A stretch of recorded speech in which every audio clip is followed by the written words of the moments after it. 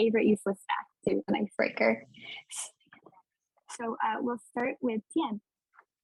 Everyone, my name is Tian, but I go by Tian for short. I'm a bio and psych double major on the pre-med track. I'm currently a junior. I have aspirations of applying for an MD, PhD after college. And on the lab side, I'm currently in the Somnero lab as a research assistant. And yeah. Do you have a favorite useless fact, Tian? Oh,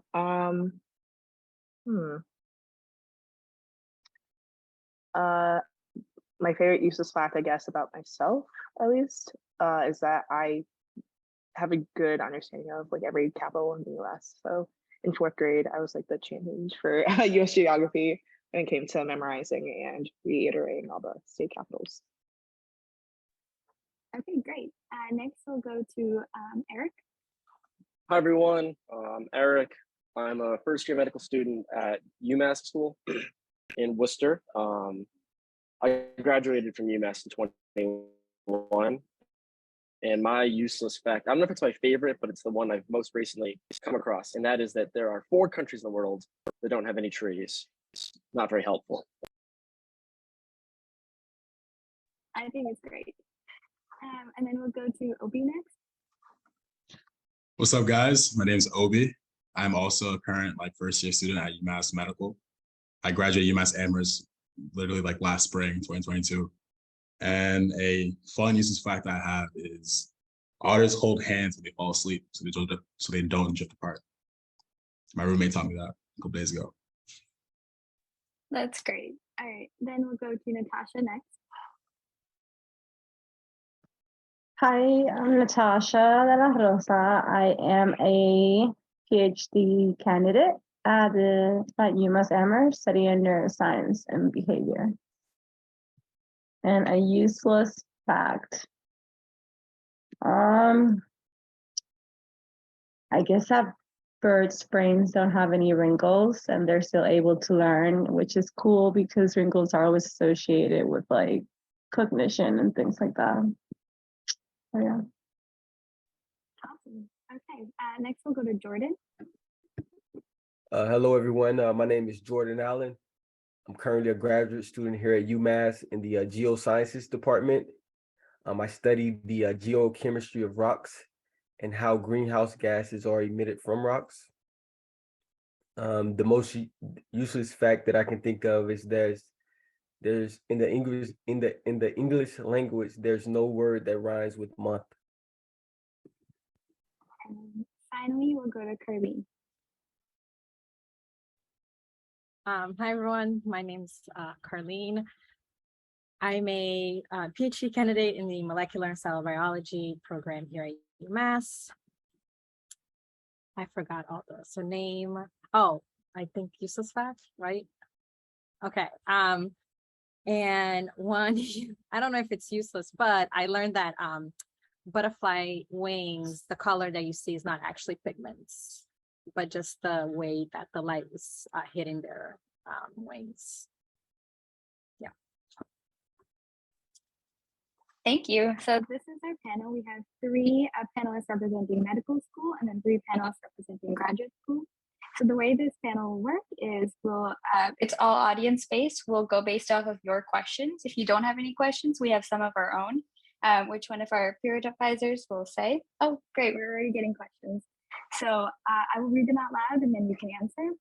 We'll try to get 1 graduate side and then 1 medical side answer per question. But if any of our panelists want to add on or have something else to say, you can definitely do more than 2 responses per question.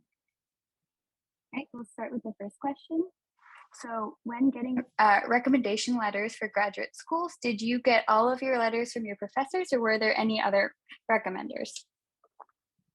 Yeah, I guess for me, I had some professors that I had done research in their lab, only 1 really, and then, 2, and then the other one was a professor who was not really, didn't have a lab, but was really more of a mentor. They the director of a post-bachelor program. And so they really knew me in a different way that still knew me professionally and in a personal way, and could also talk about like other extracurricular activities. So yes, there was other people involved. And I definitely heard from other people, like if you're going to medical school or even research or academia, that like some of their letters of rec are like from medical professionals they've shadowed. So that could be an option as well. Yeah, I don't know if anyone else is going to take this just more from the medical school perspective, but yeah, I agree exactly what Natasha said. For medical school, I think like I know that I put in 6 letters. You don't have to do that many exactly, but that's a pretty normal amount, I believe. Anyone correct, please jump in and correct me if you disagree. But and pretty much you definitely want some from science professors, but also anywhere that you've got an experience that played a big role in your journey to your graduate program, a letter of recommendation from somebody that was a part of that like experience with you is something that just shows the depth of that and strengthens that experience on your application. So it shouldn't be just professors. And it's great to get people from different sort of walks of life that you found yourself in on your journey. Yeah, Eric has a really good point on the fact that it doesn't have to be, straight science professors. Personally, me, I had 3 rec letters. One for my Bio 151 teacher, one for my English teacher for junior writing. I just vibed with her a lot, and I was like, "Yo, can you know me? Can you write a letter?" And she was like, "Yeah, for sure." And my PI also wrote my letter. So you have varying numbers of letters, but as long as they know you and can like vouch for you, go for it. Great. So we'll move on to the next question. How did you approach applying to grad school? I've been told to ask PIs directly by email, asking about the research and an opening for a graduate student. So far, all I've been told is to apply and then get back to them. Will I have success securing a spot in grad school / their lab just by emailing them? I think that's a good strategy. I mean, you still need to apply. That doesn't guarantee you that you're going to get in. But I think it's a good strategy to like email them and say like, hey, heads up, I'm sending in an application. And also, are you looking for a graduate student? Which is pretty much another way of saying, do you have funding for me? Which is extremely important if you're going to go for graduate school. But yeah. Yeah, And watch out. And just to kind of piggyback on Natasha's advice, the other thing too is when you email a professor or potential PI, the communication should kind of go, you should really think about like their research and their interests. So if they have like any papers that they've published or any specific research that they're doing, like try to email them about their research and tie it into what your interests are. And then that can kind of create the dialogue between you and the potential PI. I'll just add on what was said before from both Natasha and Jordan. What you could also, a good strategy is a lot of the PIs teach. So if you take in a class with a particular PI, and a lot of them introduce their research on the first day, and I speak from experience. So I started working in a lab because the professor that I took, my PI, I took the physics class with her. She had a biophysics lab. She introduced her research saying, we're always looking for students. So when I emailed her, I said, hey, I took this class with you. You referred to your research. I think it's really interesting. I just took molecular biology. We covered a little bit of what you do. I would love to come and see if I could join your lab. So it doesn't have to be directly through email. And one thing I will say, because a lot of is done through email, sometimes you can email a professor 3 times before you get a response because it gets buried on their inbox or they just don't see it. So I would say emailing is a good start, but if you don't hear back, you can find out where their office is. Stop by. A lot of them have an open door policy and would love to talk to you about opportunity in their labs. So that's a good way to start. That's great. So the next question we have is pertaining to medical school. And a lot of people are wondering, how long should you wait before you apply to medical school? Also, how many gap years should you take? I can jump in first. I guess me and Obi are different in this. I took one gap year, Obi took none, because Obi's just a impressive man. But I couldn't have done that personally. I need so I mean, I think that there's no like right answer to this. You'll get a lot of advice from people telling you to or to not take a gap year or multiple gap years. I have peers that have taken 6, 7, 8 years off. I find that most people are more taking 1 to 2 years off is probably the most common, but it could just be the social circles I find myself in. I think it's really just about when you're ready. I would not have been ready to apply it a year earlier, both like maturity. I don't think I would have written a personal statement that was as strong. I needed to get more loose ends tied up together. And the other thing is that taking the MCAT before you apply to go straight through is very challenging. It doesn't mean you can't do it, as evidence is here, but it's challenging because you want to apply earlier on in the cycle.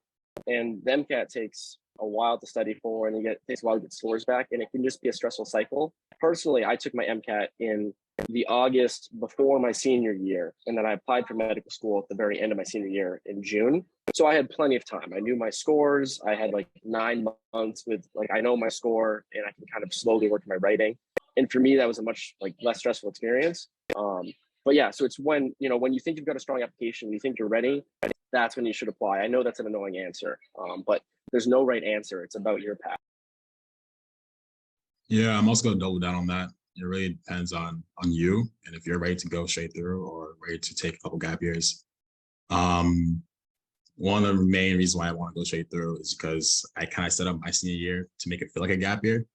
I kind of like finished my requirements. I was just like vibing the whole senior year. So that was kind of the reason why I want to go straight through. But if you want to do that, it is kind of stressful. You do have to take your MCAT like in the junior year, right before senior year. You do have to like make your personal statements and all that kind of stuff like ahead of time. So there's pluses and minuses for doing both, but definitely it really depends on you. There's no need to rush it. No need to rush it. To piggyback off of that, how did you guys study for your MCAT, and when do you recommend is a good time to take it? For me, that's a MCAT. I actually took it twice, actually. So I took it like right after my junior year, like literally like a week after the semester ended. I didn't like my score, so I took it like I think 2 weeks or a week before my senior year. And both ways, I kind of just went through the books. I didn't get stuck in them, because a lot of people can definitely get stuck in the books, and that's the worst you can do. Personally, I think. So I did the books for like a month and a half to like get a general idea of like all the topics, and then just practice questions on practice questions on practice questions, because that's the best way you can learn. It's just like seeing as many practice questions as you can and also reviewing them after, and take a bunch of practice tests, get your mind like used to sitting down for like 6.5, 7 hours, taking the MCAT over and over again before the real thing. So it's really just, it's a marathon, not a sprint, honestly. Just practice makes perfect. Yeah, I'll just say quickly, I'm kind of a nerd and I love talking about the MCAT, so feel free to email me about it, and I will be happy to share kind of exactly how I studied. If you'd like, I don't really want to answer long here because I could talk about it for the whole, the panel, and that would be terrible. So I'm not going to do that. So feel free to email me. I know that our emails are going to be released, I believe. But yeah, I love. And then switching to grad school, did you have to take the GRE, or if you did, how did you study for it? So I had to take the GRE. I know a lot of programs now are not requiring it. So I would say if you are looking into going into grad school, look into if they are requiring it, because it is an expensive test. But I was an LSAM scholar, and at the time they had a course that prepared you for the GRE. So I took that my fall semester of my senior year to prepare me for the class, for the test. And then I took the test that November before applications went out in December. I would not recommend you do that. Give yourself as much time as you can. The class was helpful that I took, but I took a bunch of what really helped was doing the practice exams that the book had. And we did a lot of practice also in class. But I don't know if they offer the class anymore or if UMass offers one, but the practice tests were the most helpful that I took away. And kind of also piggybacking on something that was mentioned, it's a long exam. And get ready to be, you can't take breaks. I mean, they give you a break, but you can't really eat in between and you're stuck in a room. And so get yourself like mentally and prepared for that. You'll be sitting down for like 6 hours just doing this test. The strategy that I used for studying for the GRE was I picked a 2-month period, and I basically used the practice questions. There are a lot of free material online that you can kind of look up to kind of get some of the practice tests. I also had the option of taking the Kaplan course, which I thought was very useful. But one of the things I think I did over my 2-month period was that at the end of each week, I would sit down and take a test for the full time period of GRE, just to kind of get my mind ready to have to sit down and take the test when I had it scheduled. So I would say really just doing the practice test and being able to just focus to take the test really helps. And the other thing about doing the practice questions is that the GRE is really trying to teach you how to take the test.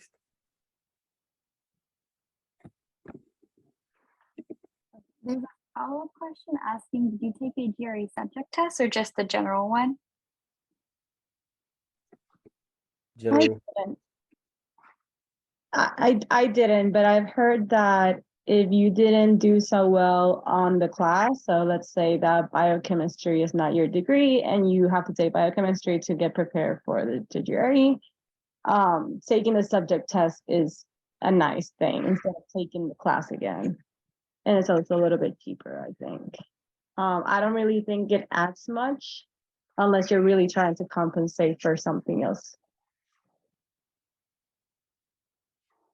Okay, so now switching gears, can you guys talk about sort of what your application process was like? What year did you kind of start building up your application, and what kind of extracurriculars did you do? And do you think that you needed like how many clinical hours or how many volunteering hours did you need for your application? I guess I can start for this. I started my application stuff actually my sophomore year. So I was in the back and D program at UMass, and it kind of like made us like start that like really, really early. So like we started personal statements, we started like meaningful experiences. So when it had to do with our extracurriculars and stuff like that. What was the second part of the question? Just your general application, clinical hours, volunteering, what I think we already talked about letters, correct? Yeah, so volunteering hours, I kind of forget how many volunteering and clinical hours I had, but I started volunteering sophomore year, and then COVID hit, and I continued that my senior year. I didn't start clinical hours until I think the summer before I applied. So that whole entire summer I did clinical hours. I just like spammed it the whole time. But yeah, that was me. I guess I can answer next. Yeah, I'd agree with what Obi said. You definitely want to start early. You want to start your writing sooner rather than later. I wrote like 20 something drafts of personal statement just because it's just hard. I don't know. I mean, I'm a bad writer though. So, but anyway, in terms of like clinical hours, I'm gonna be annoying and say that it's just there's no number. Like medical schools don't have a requirement for this. There's no like one right answer, and that's true for also volunteering or community service or whatever you want to say. It's really just about like medical schools want to see three things out of you. They want to see that they think that you're a strong student able to succeed in medical school. They want to see that you demonstrate commitment to your communities, however you define that, like that you show some sort of commitment to your communities, and that can be shown in a multitude of ways. And then they want to see that you know what you're getting yourself into. So the question is like, do you have enough exposure to healthcare to understand like this is really what you want to commit yourself to? Like, can you really demonstrate that through your application is what you're trying to show them? and how much time it takes for you to show that is variable. So I guess that's why, but I mean, I would say, so yeah, it's going to depend on what you're involved in and how you make that. I applied to a lot of clinical hours just because I worked a lot in healthcare, and then throughout college and then also my gap year. But I know people that didn't apply with a ton of clinical hours, but had other sort of strong aspects of their application. So yeah, you can press into me more for specifics, and also you can email me more for specifics, but I don't want to give a specific number because it's so dependent on the individual and their story and what's going on with them. But it's more about thinking about demonstrating, like improving to yourself that this is what you really want to do, and also showing that commitment, because it's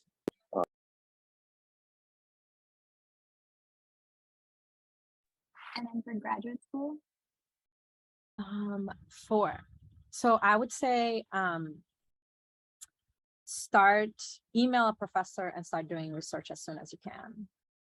So I had about a year of research experience when I applied, and I kind of wish I had a little bit more. And I also didn't have an opportunity to do, I know students who got to do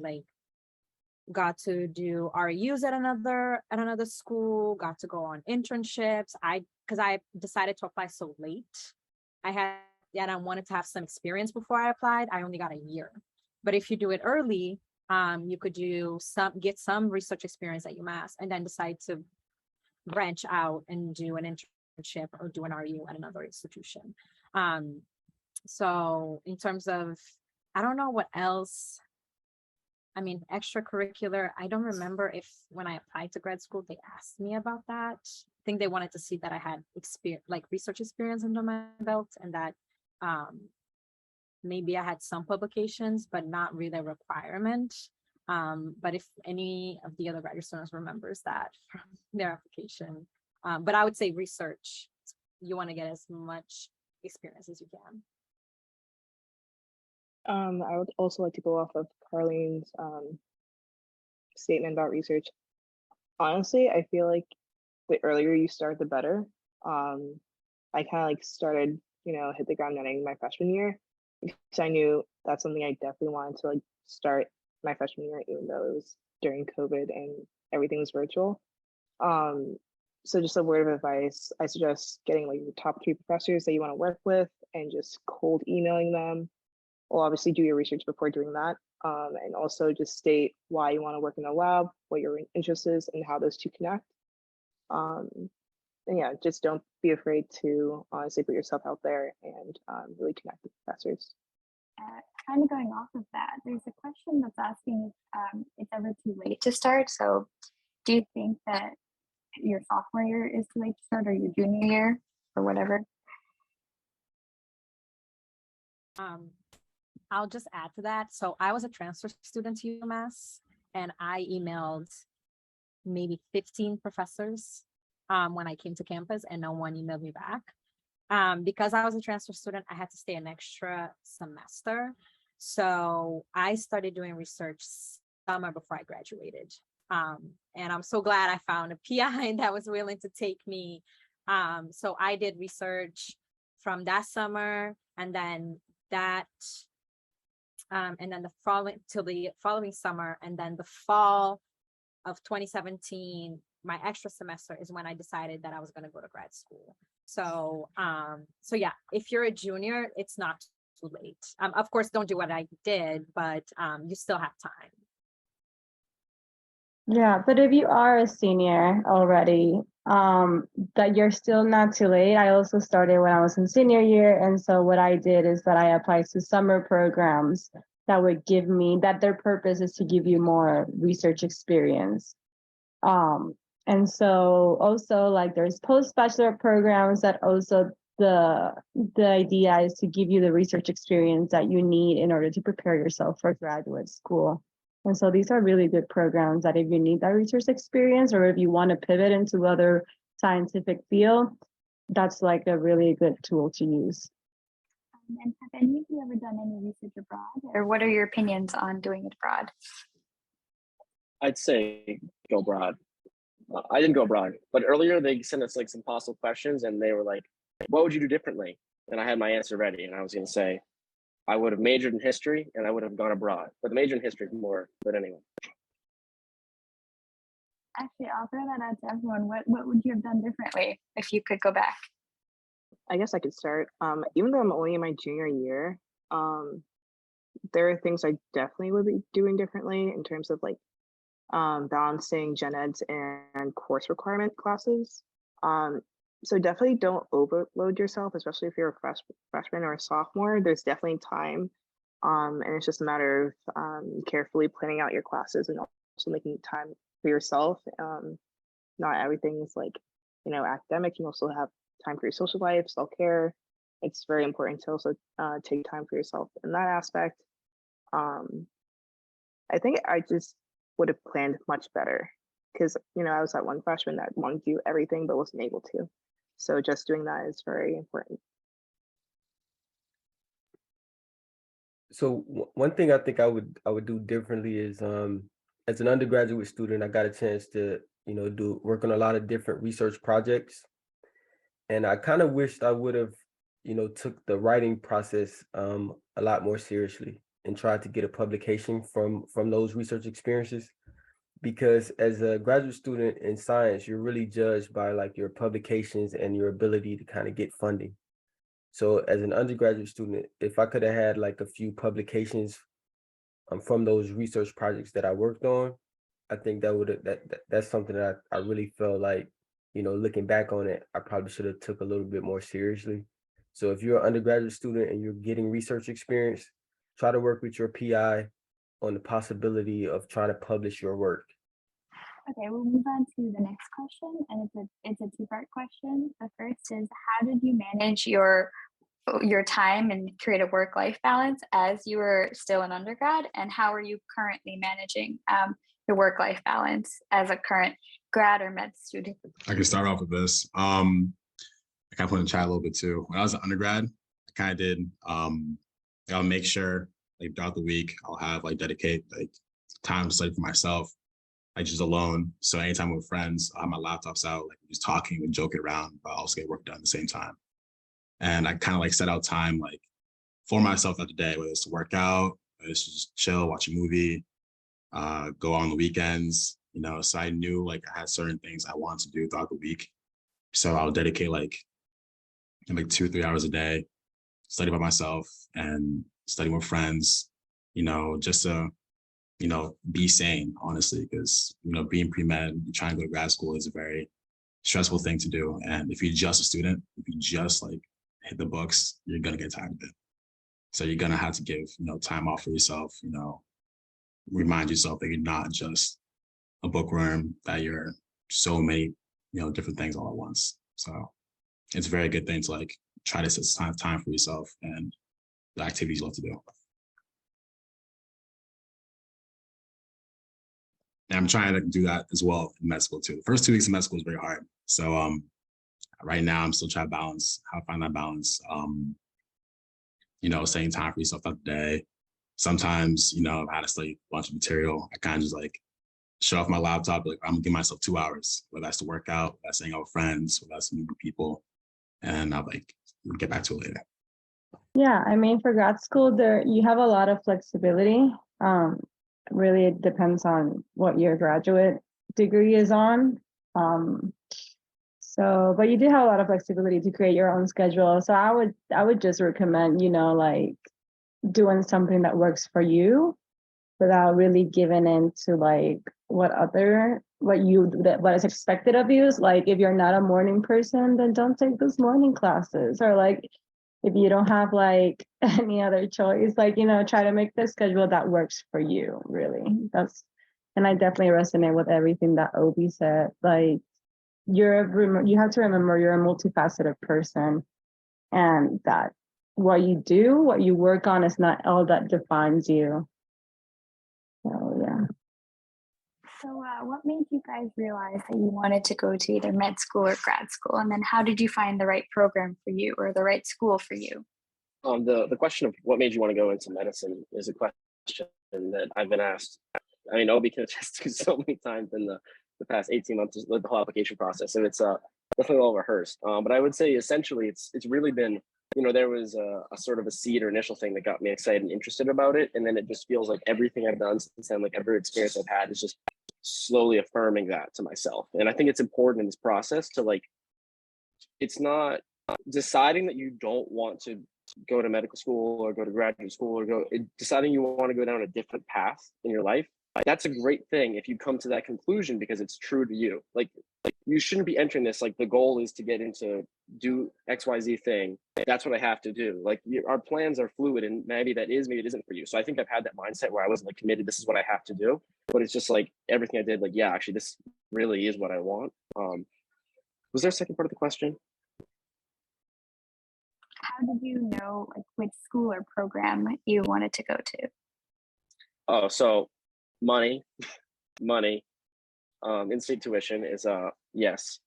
And then also UMass does have a preclinical curriculum is pass fail and without ranking, which it's really good to like, it's just the culture at UMass is great, like with the peers, like it's not super stressful. The people are super nice, you can get along really well.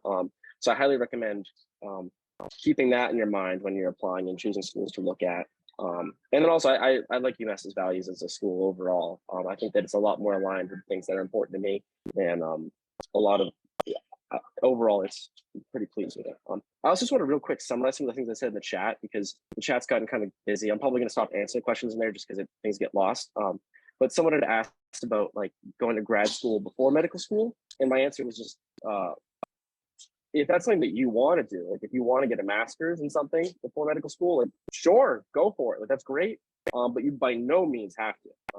Some people may decide if they're not satisfied with their GPA, and this is something you should talk to the pre-med advising office about, that to get a master's in some sort of science subject to kind of demonstrate into GPA. But that's the sort of personal decision that you should discuss with an advisor about. But yeah, it's something you can do, but do not feel like you certainly do not need to.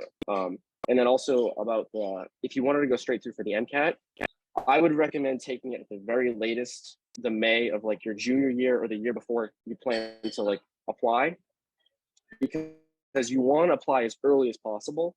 You don't have to apply in June to medical school, like it's a rolling cycle, but you really want to apply as early as possible in that cycle because the later you apply, the tougher it is to get in, the more the interviews have already gone out. So ideally you get that MCAT done in that spring or earlier of your junior year. Again, doesn't have to be that early, but that would be my best recommendation. So sorry, I know that was the question. I just wanted to summarize in case anything got lost. That's perfect. Yeah, thank you. And then for grad school, or how did our grad student panelists know that they wanted to go to grad school, and how did you find the right school or program for you? I guess I'll go. So I wanted to go to med school initially, and up to my senior year, I was convinced I was going to go to med school. And I think I realized I didn't want to go to med school after I started doing research. And I was in a my lab was fantastic. My undergrad lab was great. So I think that coming in with the idea I had to go to med school and then find something else that I would really like and I was very passionate about and the people that I worked with, that's what I realized. That's why I decided to apply very late, because I had that realization very late too. That I wanted, that research is what I wanted to do. And so in terms of the school, I kind of decided to stay at UMass one, I wanted a school that had offered health insurance, because that was important for me. I wanted a school where I'm in a program that is very interdisciplinary and allows people to collaborate with each other. So a lot of the labs in our program have students that are in both labs and collaborate on projects. And that is something that I wanted to do coming from a biophysics laboratory. We had a lot of collaborations and I saw that as an undergrad. So that was another important part of choosing a program. And then at the time, there was a lot of like personal things that made me end up staying at UMass. Not to say that UMass is not a great school and you shouldn't decide to stay here, but I would say health insurance, I didn't realize at the time, but having a school that has a union has been huge because you have a union fighting for you. and a collaborative environment is what I was looking for in a graduate school. And the program that I decided to join had all the components. So then I decided to stay. So for me, one of the things that I knew I kind of really wanted to pursue a PhD, because I really wanted to become a professor. And one of the things that really stood out to me as an undergraduate student was that the lack of professors within my field of study that kind of looked like me and very underrepresented. So I really kind of pursued my undergraduate career to kind of find research experiences, to internship, wherever I could to kind of gain that research experience. And one of the steps and one of the key things, one of my mentors, really kind of encouraged was to pursue a graduate degree. And the steps to kind of pursue that degree was through like research, doing education and outreach, and doing really well in your courses. The way I picked UMass is that I was able to get in contact with my advisor. And one of the things when you're reaching out to PIs, you really want to kind of interview the person that you're interested in working with, kind of understanding like their work-life balance, understanding, how do they communicate with their students, as well as, their expectations for their students. And you also got to understand yourself as well. Are you a person that needs, are you kind of like hands-on? You need hands-on help from your PI, or do you kind of want to be independent? So one of the things I did when I reached out to my advisor was, I kind of interviewed my advisor and kind of got a feel for, who he is. And that kind of really helped me to kind of make my decision to come to UMass. And then the second step is really like the research. I think we had very similar research interests. And that's kind of how I decided to come to UMass. How exactly can we get experience in clinical hours at UMass? I can answer by sharing. So personally, what I did for clinical experience is I did get an EMT license. You do not need to become an EMT. You do not need to become a CNA. I say that explicitly because I get that question a lot. Because a lot of people do become EMTs and CNAs, which it is nice because you can get a job very quickly as an EMT or a CNA. But you certainly don't have to do that. I worked as an EMT both on campus for UMass EMS, but that wasn't a big part of sort of my experience. I spent a lot more time working in Holyoke for Action Ambulance, which got bought out, but it's in some company there now. And I worked at Bay State for a while as like a CNA basically. But in terms of more closer to the campus, I know there is a hospice that's very close to Puffton. I forget the name of it. But you could theoretically volunteer at a location like that. There's different. The Fisher Home. The Fisher Home. Oh, yes, yeah. Thank you. Yeah, and I've heard good things about that from people. I know some people that work there, but so that's an opportunity theoretically there. You could try to volunteer in hospice. Cool. So I was a CNA. So I did a CNA class, I think the summer of my sophomore year. So before my sophomore year, and I was gonna work during that summer actually, but plans changed and I became a camp counselor for a Jewish camp. Yeah, so I was gonna work in that as a CNA my junior year, but COVID hit. So I kind of pushed back things and I just worked as a CNA in a nursing home to summer for my senior year. So that was my clinical experience.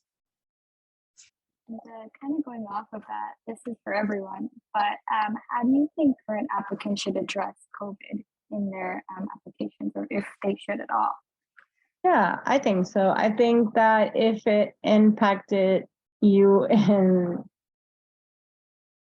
I think that if you're going to do it, you want to do it in like a few lines, not that it takes half of a page in a personal statement.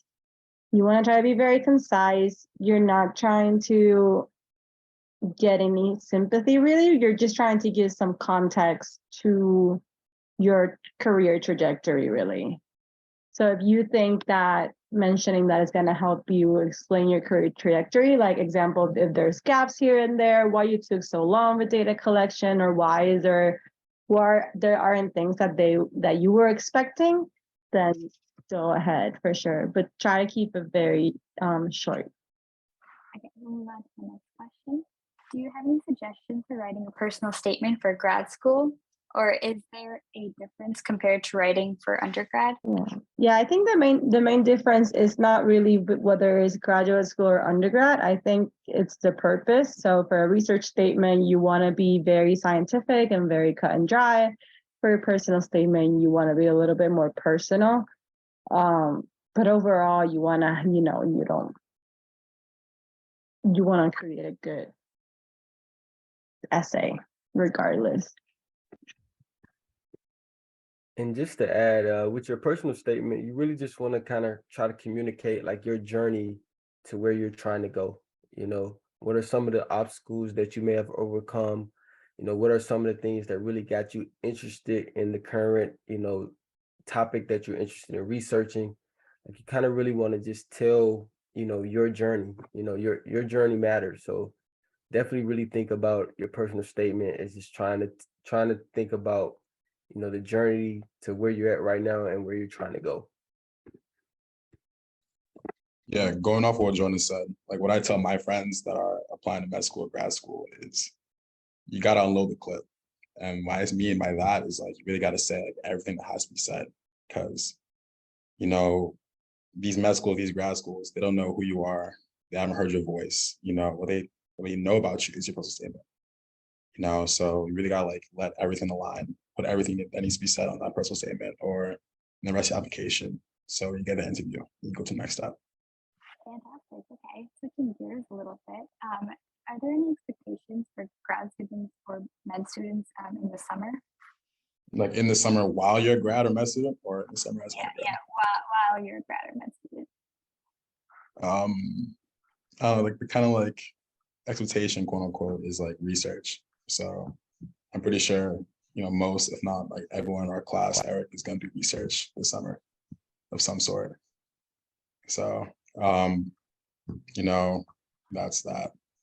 Like right now, we're just focused on classes and stuff, and like meeting people and, shadowing and stuff. But I'm pretty sure like soon, a lot of people are going to like email doctors and like, like, can I hop in your research, or talk to like MS2s, MS3s, and be like, can I hop in your research? And that's the usual vibe for first summer, which is your last summer, honestly. But what a great way to spend it, right?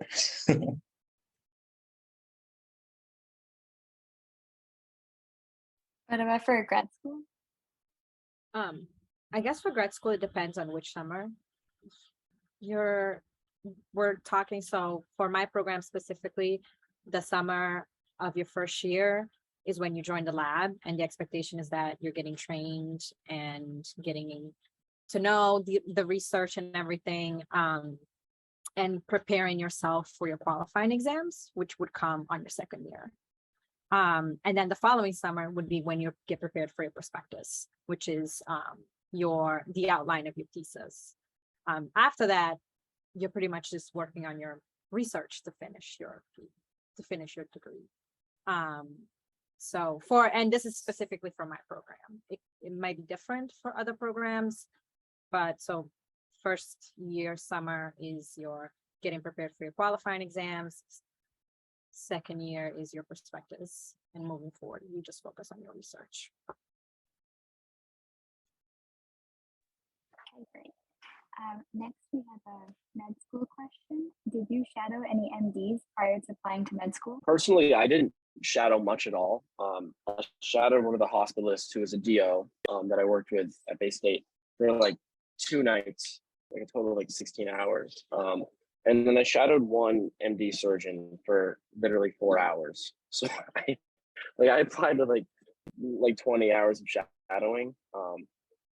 But it was fine because I had a lot of clinical experience. So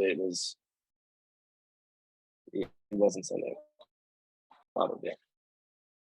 Yeah, I didn't really shadow either. My older brother's doing residency in Georgia for IM. So when I visited him during the summer, I kind of just put on scrubs and just walked around with him. I just walked in the hospital.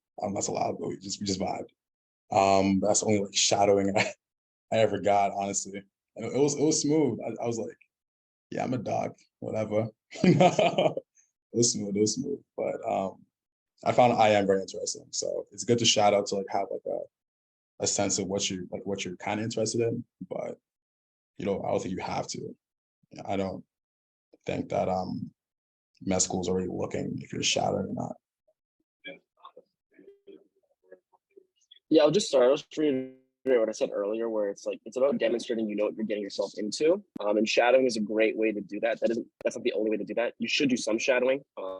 Additionally, I would recommend having at least some on your application, but it's more about you and understanding that you know what you're going into and being able to talk about that in a way that demonstrates sort of maturity in that process.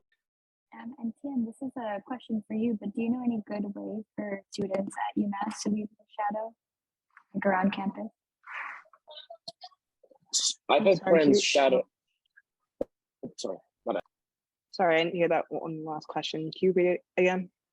Yeah. Do you know any good ways for UMass students to shadow, like, in the area or around campus? Eric, you're gonna answer that question, so I'll let you go first. You can go first too if you want. Sure. So I am a pre-health advisor, and on our website we have various opportunities for you to get clinical experience. I can also drop that link in the chat as well. Also, setting up meetings with either myself or some of the other pre-health advisors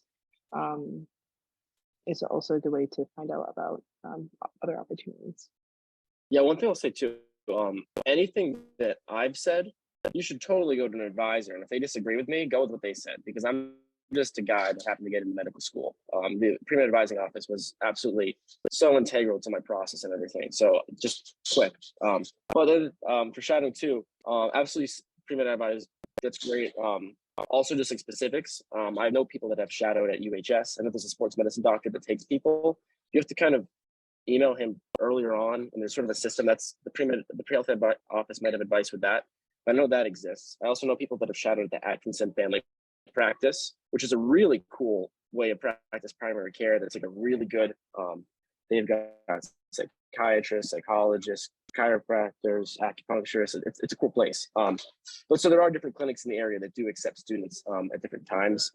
And the pre-health advising office is a great place to go to kind of get guidance and how maybe to reach out to people and make that. So we're nearing the end of our panel. We have about 5 minutes left, and we have a question from Linda. But before I ask it, at around 7 o'clock, we're going to open 2 breakout rooms, one for medical students and then one for graduate students. And so you can ask more specific questions there. We'll have some of our panelists stick around for a bit longer, till maybe around like 7:15 to answer your question. So if you have direct questions, you can ask them then. But as a final question, what is the most surprising thing you've learned so far as a medical student or a graduate student? I would say one of the things about grad school that's been very, I think, cool is interacting with the peers in my program and really thinking about, the difference between undergrad and graduate school is, undergrad, you're studying to kind of take the test, and graduate school, it's really, independent research and really trying to develop, critical thinking and how do you think, and having discussions with like some of my peers in my program has really been, very helpful in my development as a student, as a scientist, So I think for me, that's been like the coolest thing about grad school for me so far. I'll be honest, I don't know if this is appropriate to say, but what really surprised me about med school is that you're still able to party. So there is time to do other stuff for sure. Like I know at UMass, like usually like our whole entire grade has like house parties, something like once a week. We all like, do things for each other. So there is time for like other stuff, other like extracurriculars. Like usually I thought like once you get to med school, like you're sitting down in a room for like hours on end, like studying until 3 a.m. every single day. Like you're not gonna step outside, but that's not the case. So that was really surprising for me.